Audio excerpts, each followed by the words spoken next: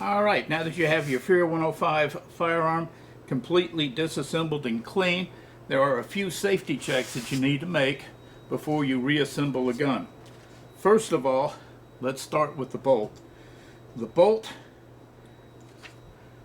firing pin must move freely and be fully retracted into the bolt under spring tension. This is an important check. If this firing pin gets dirty enough that it stays in the forward position, the gun becomes extremely dangerous. Also, you want to make a final check of the extractor pawl, make sure it's clear, and make sure it can move freely. Otherwise, make sure the bolt is clean and lightly lubricated. If you do have a problem with the firing pin sticking, the gun is not safe to fire. So you're going to have to take the bolt at least to a gunsmith so he can check it out. All right, after you've made sure the bolt is good shape, you want to check every screw on the firearm. Make sure that the cheek piece screw is in tight. There's also a bolt underneath there you might want to check.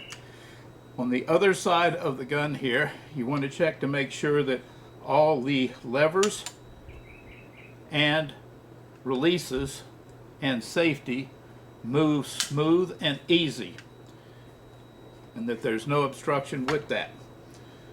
After you check the screws there, you want to check the screws on the upper receiver here, particularly any screws that are holding the sights on and any of the screws that are in the sights. Make sure that they are tight. Also, any forward grip system that you use, you want to make sure the bolts that are holding that are tight.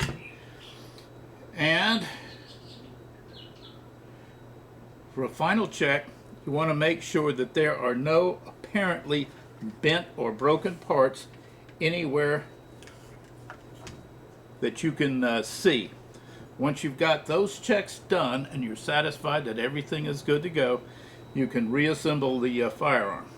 But pay particular attention to the bolt and the firing pin.